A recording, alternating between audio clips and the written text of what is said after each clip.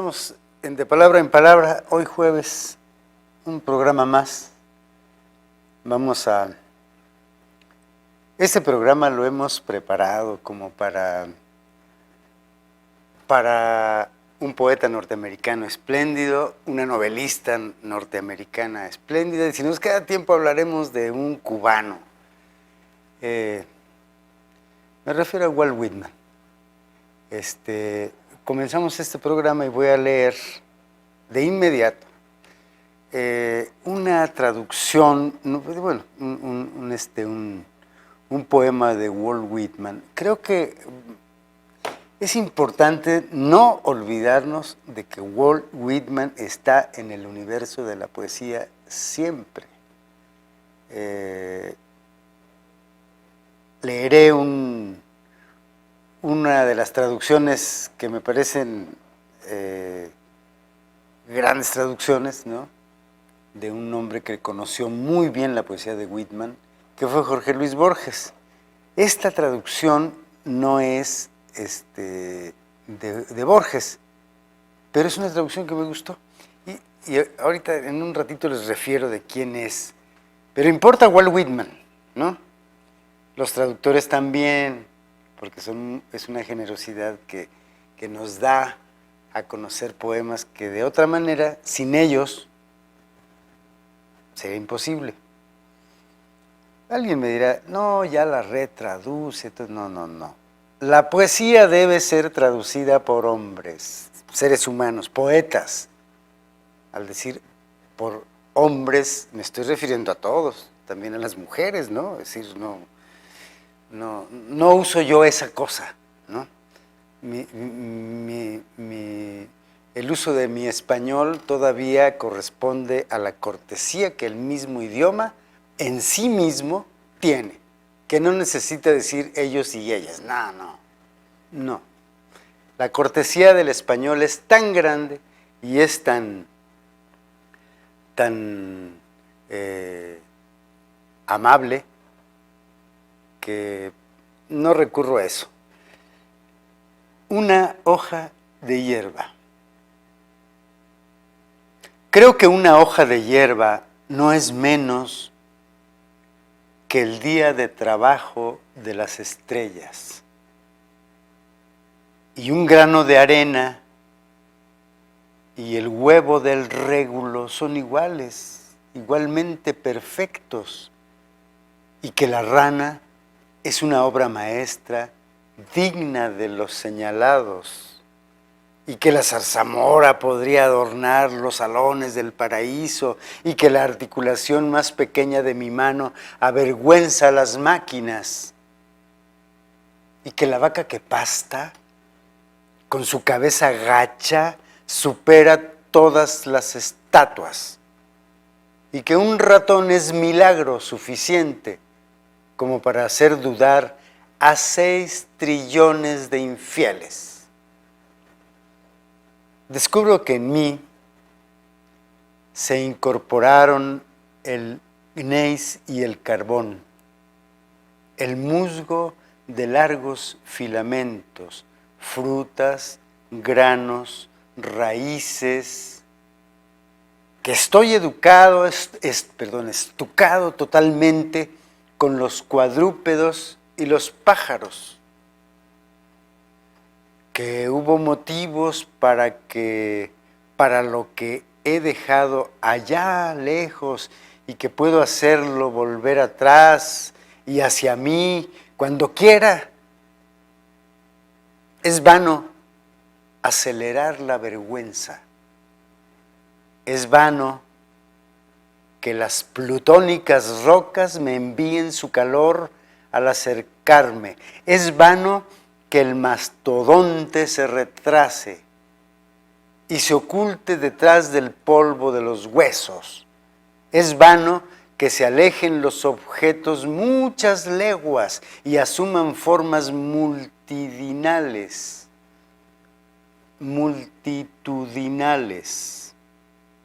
Es vano que el océano esculpa calaveras y se oculten en ellas monstruos marinos. Es vano que el aguilucho use de morada el cielo. Es vano que la serpiente se deslice entre lianas y troncos. Es vano que el reno huya refugiándose en lo recóndito del bosque. Es vano que las morsas se dirijan al norte, al labrador. Yo le sigo velozmente, yo asciendo hasta el nido en la fisura del peñasco. Un poema de Walt Whitman muy famoso que pertenece a su libro Hojas de hierba. Walt Whitman, ¿quién es Walt Whitman? Nada menos que los norteamericanos lo han llamado el padre del verso libre. Pero bueno, no olvidemos a Baudelaire, no olvidemos a nuestro Juan Ramón Jiménez de la lengua española, ¿no? A Rubén Darío, en fin. Pero a él le llamaron el padre del verso libre porque se atrevió a escribir más. ¿Cómo surge el verso libre? Habría que hacer una historia amplia, pero fundamentalmente el verso libre por la necesidad del decir. Es más importante lo que diga un poema que la estructura perfecta, que es un esqueleto, un armazón casi de metal, en la que meten a un soneto es eso, una armoniosa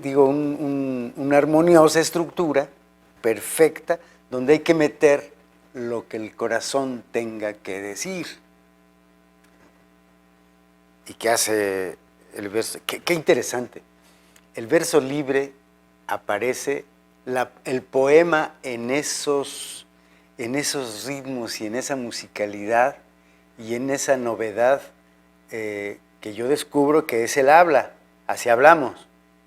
A veces hablamos en endecasílabos o en verso alejandrino, también, ¿no? Entonces creo que surge por un desencadenamiento, se quita las cadenas el poema y le importa más lo que dice, ¿no? Eso lo vemos en el siglo XIX, lo vemos con Walt Whitman. Hay textos así, y que el ratón es un milagro suficiente como para hacer dudar a 6 trillones de infieles. Ahí importa mucho lo que está diciendo Walt Whitman, y no hay rima alguna, la musicalidad es otra, es una nueva cosa, un nuevo sonido, una nueva sonoridad, una nueva manera de hacer conciertos verbales con el poema, creo. Ahora, fueron como se liberaron. Veamos con Baudelaire, por ejemplo. Baudelaire escribió sonetos perfectos hablando del vampiro, del vampiro, de la sangre, de un cadáver, del excremento. Es decir, estaban hablando, es un juego, estaban hablando de novedades con la medida de los parnasianos, ¿no? En el caso de Baudelaire, estaba hablando con las medidas y las estructuras de la poesía anterior, y estaba hablando de cosas nuevas en esa, pero rompe con todo, y en versos de 14, de 12 sílabas, incluso en hexámetros, sin rima, con una responsabilidad más por decir algo importante, algo que no se había dicho, ¿no? Es decir, el canto a mí mismo de Whitman es un ejemplo. Entonces creo que, bueno, no iba a hablar del verso libre, iba a hablar de Walt Whitman, pero bueno, me detuve aquí porque es considerado el padre del verso libre. Puede ser que sí sea el padre del verso libre, porque influyó una cantidad de poetas de su lengua y de otras lenguas. Walt Whitman fue fundamental para que Emily Dickinson escribiera poesía. Emily Dickinson adoraba a Walt Whitman, amaba su poesía, ¿no? Y de nuestra lengua, Rubén Darío. De lengua inglesa, Wallace Stevens, ese poeta extraño. Ese poeta extraño que era un empresario, era un hombre que nadie se imaginaba que era poeta, ¿no? De la lengua española, León Felipe. León Felipe amaba a Whitman. Y bueno, Eliot, nada menos que Eliot. Pessoa. Pessoa ponderó la poesía y ponderó el trabajo que hizo Whitman, ¿no? Por supuesto. Neruda, nada menos, Neruda. Seguiremos hablando de Walt Whitman, pero Paquito, buen día, Paquito. Buen día con el primer corte. Vamos a un corte, regresamos y seguimos hablando de Walt Whitman porque podríamos llevarnos mucho tiempo. Es un poeta sumamente cautivador. Regresamos.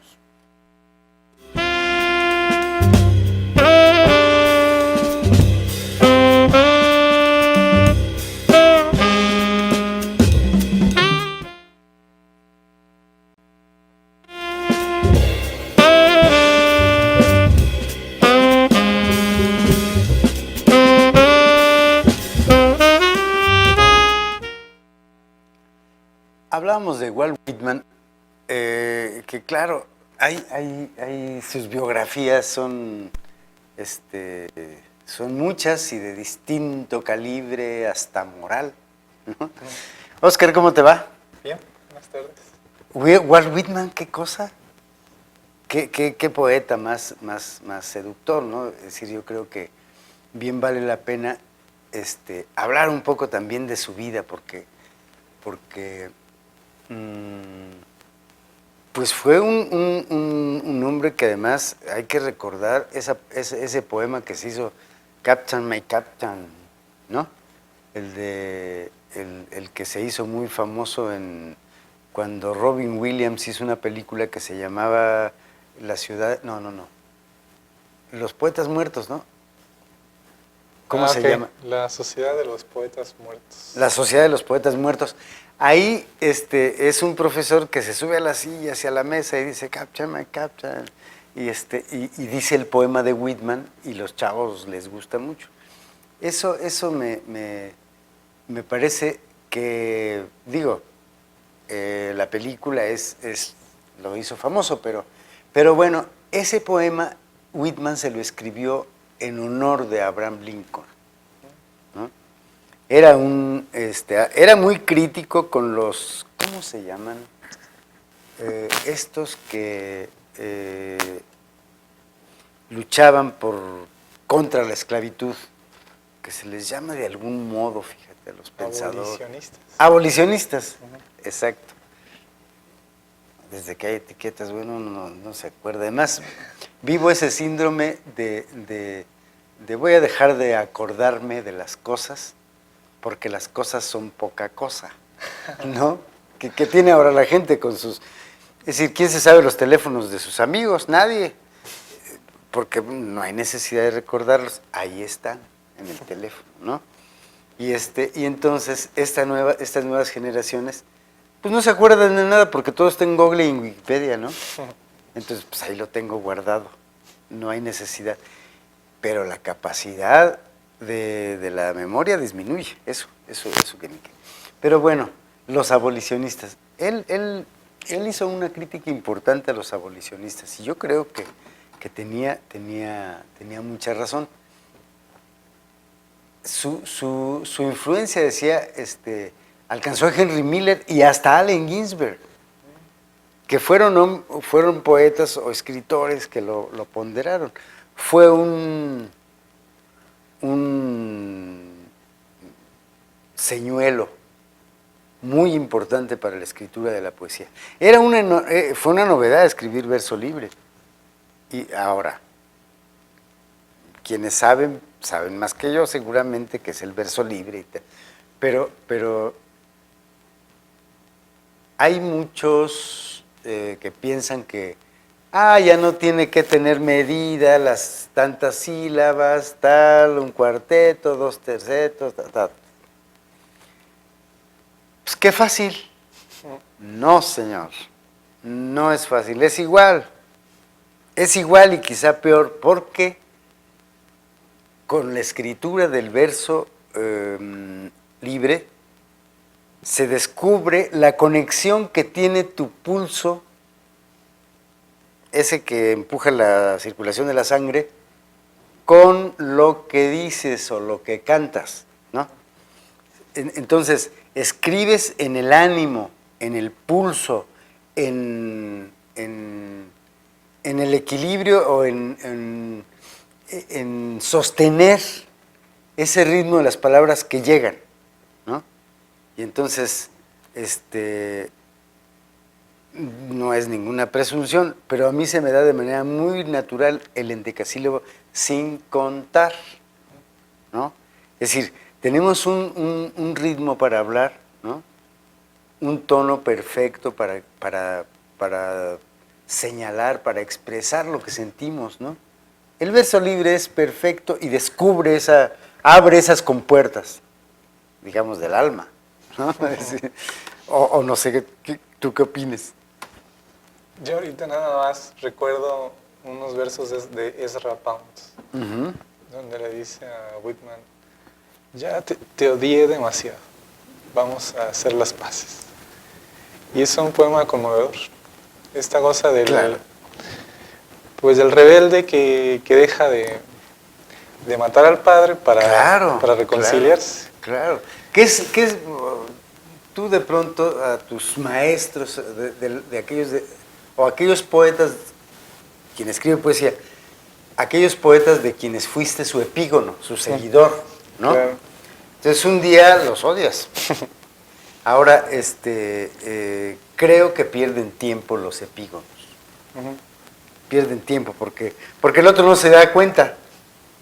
Yo tuve un alumno un día que me decía, yo no quiero verte en mi vida porque siempre estoy pensando y quiero ser yo y quiero escribir mis cosas, porque yo fui su maestro. Entonces le dije, pues qué idiota, pues no dejes de ser mi amigo, ¿qué? ¿Eso qué? La vida es otra cosa, ¿no? En fin, pero creo que eso que le dices Ezra Pound, bueno, Ezra Pound es otro de los que influyó profundamente Whitman. Claro. ¿No? Entonces, ¿cómo es que le dice? Ya te odié bastante. Ya. Vamos a hacer las paces. Claro. Es que Whitman es cautivador, ¿no? Claro.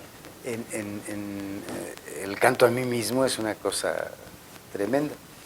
Hay cosas que estuve leyendo de una introducción, un prólogo a las hojas de hielo de Jorge Luis Borges, las traducciones de Jorge Luis Borges, y su inclinación sexual sigue siendo una discusión. Hubo declaraciones de hombres que aseguraban que sí y otros que decían era bisexual, no es cierto, él amaba a las mujeres, en fin, ha sido una discusión, quizá por la época. Ahora ya no pasa nada, ¿no? No pasa nada, o sí, quién sabe, no sé, ni me importa. Pero Whitman, a mí me tiene sin cuidado también, su vida sentimental, pero además es muy interesante, ¿no? Hay una parte donde habla de un muchacho muy joven que le pone la mano en la rodilla y está muy contento con él, y él le dice, y Whitman le entrega un anillo, ¿no? Le entrega un anillo y el muchacho le dice, nada podría separarnos si no es la muerte. Pero después hay un escándalo de neurosis entre ellos dos y tal, y el otro va y le avienta el anillo, en fin, es evidente para qué andan diciendo que no es homosexual. Pues claro que sí, o bisexual, no sé, porque, bueno, ahí hay una cosa que por aquí vi, ¿cómo se llama? No sé, pero se enamoró de una actriz que poeta no se enamora de las actrices, ¿no? O sea, bueno, muchos no, pero otros sí. Y Whitman fue uno de ellos. Whitman se enamora de una actriz y no sabemos cómo fue su relación, ¿no? Pues, una relación con una actriz, bueno, es interesante porque el drama, ¿no? La emoción, todo eso. Entonces Whitman tiene esa, y hay otra amiga suya con quien tuvo mucha cercanía amorosa. Pero bueno, estamos hablando de intimidades pero hubo una parte que a él y a otro amigo suyo, los descubrieron desenterrando un cadáver, el cadáver de, ¿cómo se llamaba? Un abolicionista importante. Porque querían sacarle las facciones en cera para hacer un busto. Y no olvidemos que fue de los asistentes al funeral de Edgar Allan Poe. Eso se supo después. Y lo dijo Paul Auster, ¿no? Exacto. Paul Auster dijo, claro, Walt Whitman fue al funeral de Edgar Allan Poe, ¿no? Hay la conferencia que vino a dar aquí a la feria, en la que decepcionó a todos los fans. Todos esos fans que amaban a Paul Auster y que tal. Paul Auster dice, me pidieron que diera una conferencia, voy a dar una conferencia, y se pone a leer y la da. Termina la conferencia, los fans ávidos de no sé qué, y Paul Auster agradece y se va. Y todo el mundo quería saber qué canciones canta tu hija, cuántos libros has vendido, qué se siente ser exitoso, ¿no? Con eso se conforman muchos fans, ¿no? Pero eso no importa. La conferencia, yo la escuché ahí, fue extraordinaria. Eso, una cosa asombrosa del funeral de Edgar Allan Poe, ¿no? Sí, y Whitman estaba ahí. ¿O no será ficción? Mira, ya me hiciste dudar. Viniendo de Paul Auster, Oscar. Ya. Ahora, lo bueno de eso es que habrá que atender también la poesía de Allan Poe, que tiene su lugar y sí. Nos mandan a corte. Paquito nos manda a corte. Pues le agradecemos mucho a Paco que nos haya mandado a corte y vamos a tomar café, que nos invita a Luna Mía Café. Que al ratito vamos a dar un anuncio. ¿Qué tal si damos un anuncio? Sí, muy bien. ¿Sí? De acuerdo, regresamos.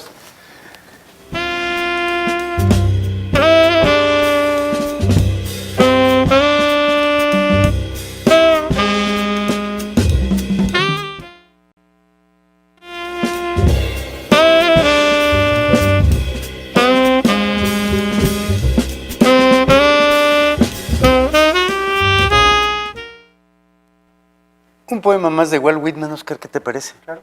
Bueno, una araña paciente y silenciosa.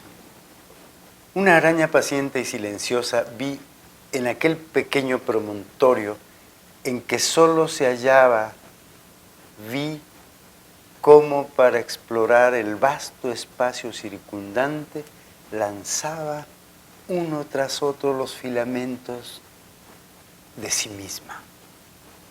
Y tú, alma mía, ¿dónde te encuentras circundada, apartada en inconmensurables océanos de espacio, meditando, aventurándote, arrojándote, buscando sin cesar las esferas para conectarlas hasta que se tienda el puente que precisas, hasta que el ancla dúctil quede asida, hasta que la telaraña que tú emites prenda en algún sitio? ¡Oh, alma mía! ¿No? Le habla a su alma, ¿no? Un gran poeta. Al ratito vemos la traducción de Borges, aunque sea un cachito del Canto a mí mismo, ¿no? Claro. Que es una verdadera joya. Borges verdaderamente amaba la poesía Es verdad. de Walt Whitman. Es verdad. Hablaba de él con mucho respeto, con mucho aprecio a todo el trabajo que hizo. Veneraba ese hecho de haber soltado las amarras de la poesía, ¿no? Que eso es lo importante de Whitman, al final de cuentas. Haber soltado amarras hacia la libertad del poema, Claro. ¿no? Que bueno, algo puede decirnos esto, ¿no? También era devoción de León Felipe, que hizo sus Sí, versiones claro. también. Sí. ¿Tradujo? Sí, y era, bueno, y ahí Sí. tuvieron ahí también sus cuitas con Borges por las traducciones. Porque a Borges no le gustaban las traducciones de León Felipe. Híjole, los traductores, esa es otra. Bueno, con las traducciones. Pero era santo de su devoción. Fíjate, Oscar, que con Walt Whitman no hemos acabado. Yo creo que hay que seguir en los programas leyendo. Podríamos leer el canto a mí mismo, pero bueno, ahorita leemos algunos versos. Pero estoy muy inquieto por hablar de Carson McCullers. Carson McCullers, la novelista norteamericana, que fíjate que este libro me cayó del cielo, ¿no? El aliento del cielo, pero lo compré en una cantidad muy económica en la Casa del Libro en España. Dije, bueno, aunque me quede sin comer este día, pero voy a comprar, pues, es casi toda la obra.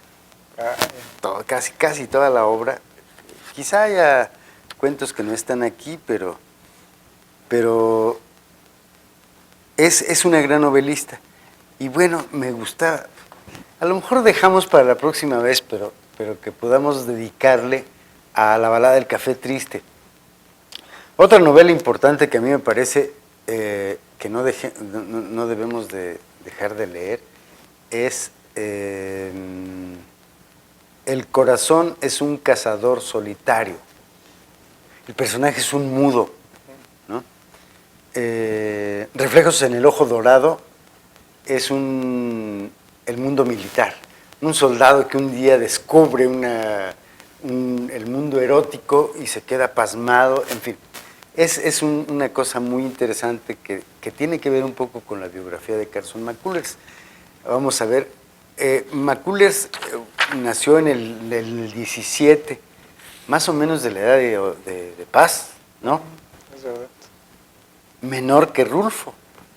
Bueno, y murió en Nueva York en 1967. Aquí está El corazón es un cazador solitario, que se publicó en el 40. Reflejos de un ojo dorado en el 41. Frankie y la boda, que es es como sus cosas. El café de la balada triste se publicó en el 51. ¡Qué novela! No. Es una de las novelas que a mí más me han impresionado porque es una novela de amor, donde no se ve mucho, donde no se nota. Tú ya la empezaste. Sí.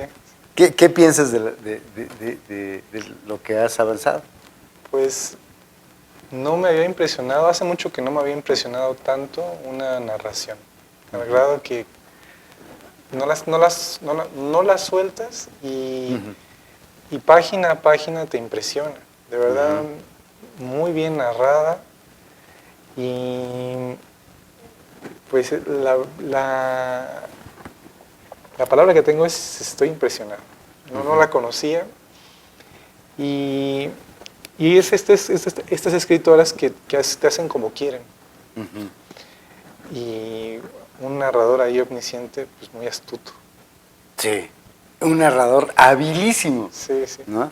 Que además, el principio de la novela empieza en un presente y termina en un presente también, en ese mismo presente.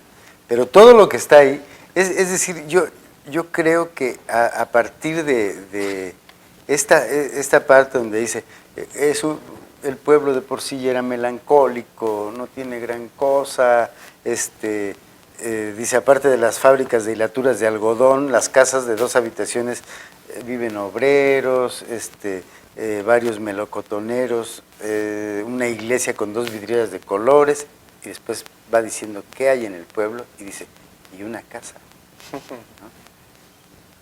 Tapiada, donde por las tardes se abre una ventana y aparece, no, es que esto es tremendo, dice, una de esas caras borrosas que se ven en sueños, asexuada, pálida, con unos ojos grises que visquean, ¿no?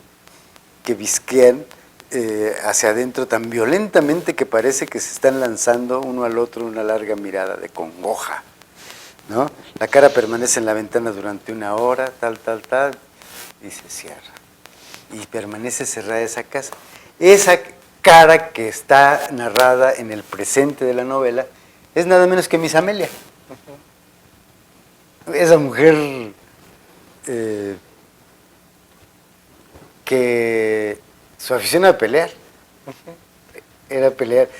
Dice, iba por la calle, tropezaba con una piedra y volteaba a ver con quién había que pelear, ¿no? Eso me da mucha risa. Y entonces un día aparece el famoso primo Laimon, ¿no? Sí, su aparición es de una maestría, ¿eh? Están los mellizos ahí, está Henry Mace y los mellizos esos que nunca ahí están bebiendo whisky que les vende Miss Amelia. Y entonces, la primera vez que lo vieron llegar, me gusta mucho, ¿no? Como dice, uno de los mellizos estaba mirando el camino vacío. Fue el primero en romper el silencio y dijo, veo algo que se acerca, algo, ¿no? Y después dice, un carnero que se escapó, ¿no? Dice su hermano que era igualito a él. Y la figura se acercaba demasiado. No, es algún chiquillo, dijo Stumpy McPail.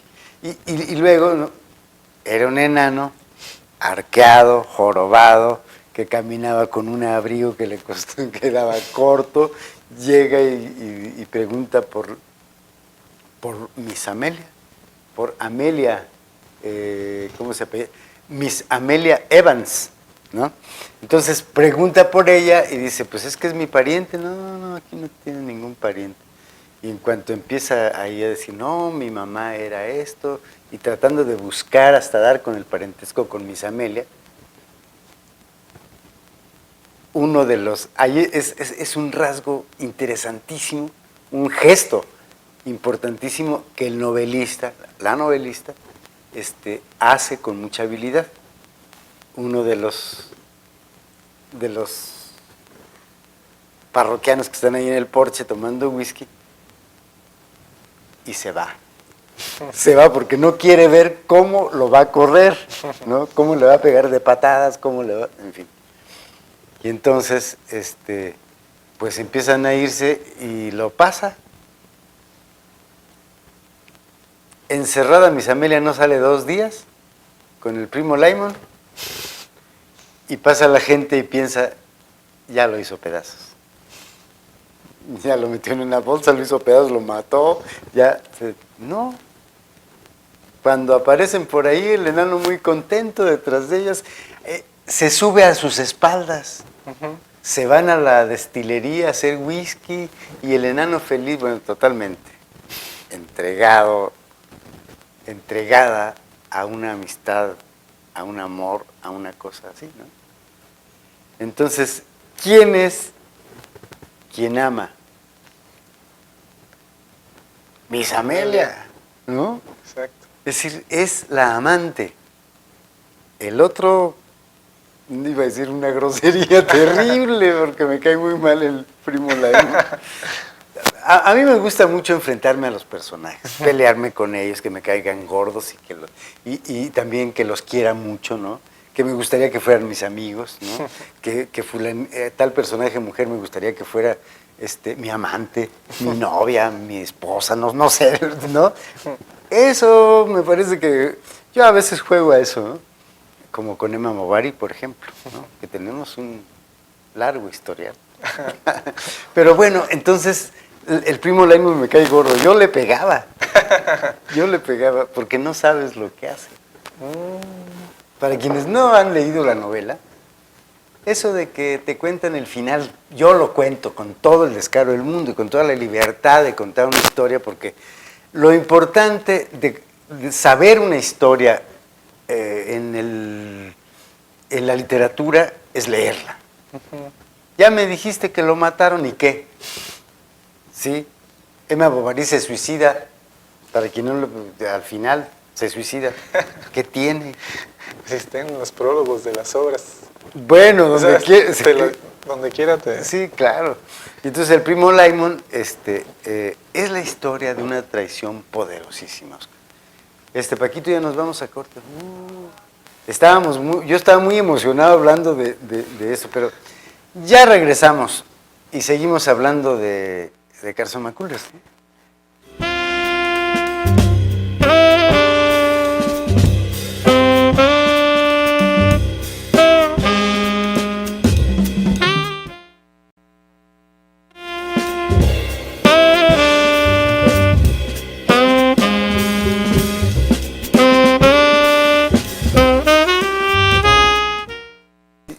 Ya estamos de regreso, estamos buscando el nombre del esposo, del esposo de Miss Amelia, que era un ladrón. Así es. Que cuando se casan, pues se casan rápidamente, los casa el padre, y salen, y Miss Amelia vestida de novia, con el vestido de novia de su mamá o su abuela, no estoy seguro, pero con el vestido que le quedaba raboncísimo, le quedaba casi abajito de la rodilla, entonces nada ¿no? Y resulta que ella caminando por la calle, la comitiva atrás, caminando, y ella adelante y el novio atrás, ¿no? Que después el novio se vuelve un ladrón, porque lo corre a patadas, lo corre a golpes, Sí. lo saca de su casa, ¿no? Sí, es una de las pequeñas... 10 días. Porque era un hombre malo, que por el amor de Miss Amelia endereza el camino. Sí. Pero Miss Amelia... Me gusta mucho ahí que esta teoría que pone ahí Carson, de el amado y el amante. Esa parte es bellísima, bellísima, la del amante y el amado, ¿no? Sí, hay ese como un pequeño tratado del amor. Claro, que es muy, muy, muy lacaniano. Y además, me recordó al fragmento del discurso, los fragmentos del discurso amoroso de Roland Barthes, donde pone estos dos papeles, el que ama y el que es amado. Sí. Y hace ahí un pequeño, perdón. Sí, ¿no? Hace un pequeño ahí, una reflexión pues bien atinada del amor y además de los dos papeles que ocupó Miss Amelia. Pero bueno, te dejo para aquí. No, pero es que el amado es el enano Laimon. Exacto. Después. Y la amante es Miss Amelia, después, ¿no? Exacto. Y acá la amada era Miss Amelia en el matrimonio con... no me puedo acordar, ahorita lo buscamos y decimos que, ¿cómo se llama? Que se vuelve un ladrón. Y bueno, el chiste es que... ¿Contra quién pelea después? Bueno, eso todavía no yo creo que no llegas ahí el desenlace de la historia se sucede en una pelea. Hay que recordar que por emoción y por intención y por decisión del primo Laimon, Miss Amelia convierte su casa en un café, el café de la balada, triste, ¿no? Ese es el café de la balada. Entonces montan un café y todas las noches el enano es el rey, contando mentiras. ¿Te acuerdas de eso? Es decir, ¿cómo cuenta mentiras? Que mató a un lagarto, una serie de mentiras terribles, el enano sentado en la barra y todo el mundo alrededor oyéndolo, y Miss Amelia sirviendo las mesas y haciendo todo, ¿no? Y al final todavía ella recoge, pero cuando vuelve el exmarido, el primo Laimon le atrae, le gusta el tipo de persona que es ese rufián, ¿no? Como tú dices, rufián. Y es empieza como a acercarse y el otro lo corre y el otro toca la guitarra y entonces empieza a gestarse un pleito que Miss Amelia no quiere ese tipo ahí. Ujú. Y el primo Laimon lo invita hasta a beber, ¿no? Y entonces, es decir, al exmarido de Amelia. Entonces un día empieza a provocarse pues una pelea, porque organizaba peleas de hombres, ¿no? Ujú. Y entonces la gran pelea, Miss Amelia y su exmarido. ¡Qué barbaridad! Eso no lo sabes. No, vaya. Entonces ahí es muy, muy, muy interesante cómo el primo Laimon organiza esto. Y entonces vende boletos de entrada. Eso es tremendo, ¿no? Es decir, la mujer que lo ama vende una pelea con ella, ¿no? Entonces, y además en un lugar de su casa, en un lugar donde, es decir, es una historia que parece que no puede ser posible, pero lo es. A la fecha puede ser, eso llega a ocurrir. Y entonces vende boletos y entradas, se vende, la gente no. Se llega el día, pelean y cuando empieza la pelea, pues se vendieron todos los boletos, no había espacio. El primo Laimon sacó lana y luego las apuestas y todo. Es decir, y entonces cuando está la pelea, por eso esto es una apología a la traición. Cuando Miss Amelia lo tiene en el suelo pegándole, el primo Laimon desde la barra salta, cae a los hombros de Miss Amelia da vuelta, el exmarido la golpea como verdadera, la vence, gracias al primo Laimon que derribó a Amelia. Entonces ese día se queda a vivir, ahí se queda a vivir, se lo lleva a dormir el primo Laimon al exmarido. Y entonces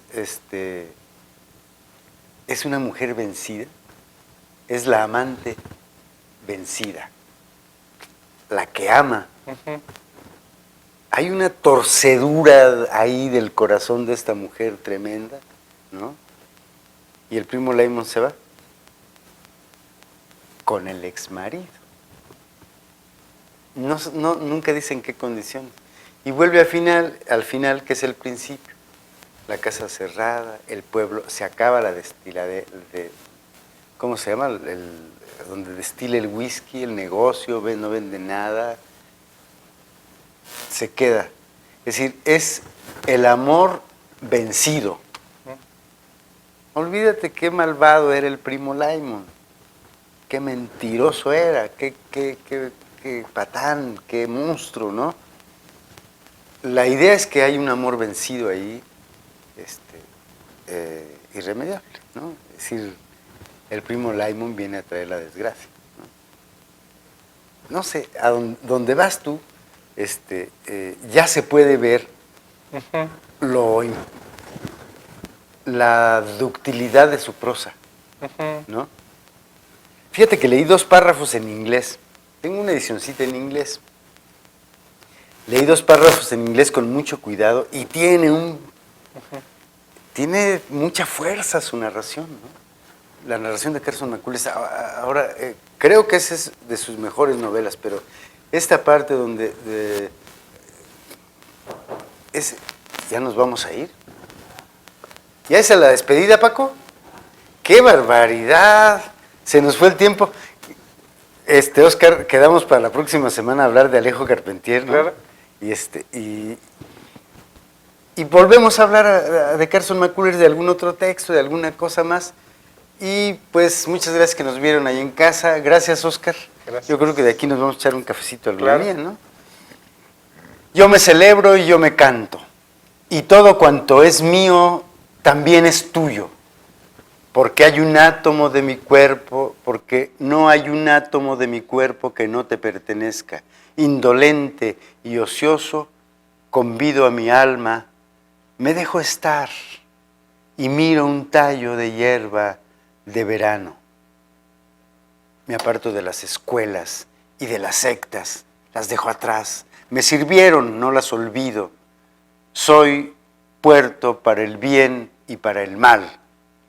Hablo sin cuidarme de riesgos. Naturaleza sin freno, con elemental energía. Recuerden, amigos, celebrémonos. Vamos a cantarnos a nosotros mismos y a descubrir de verdad quiénes somos. Y yo soy Neftalí Coria. Hasta la próxima.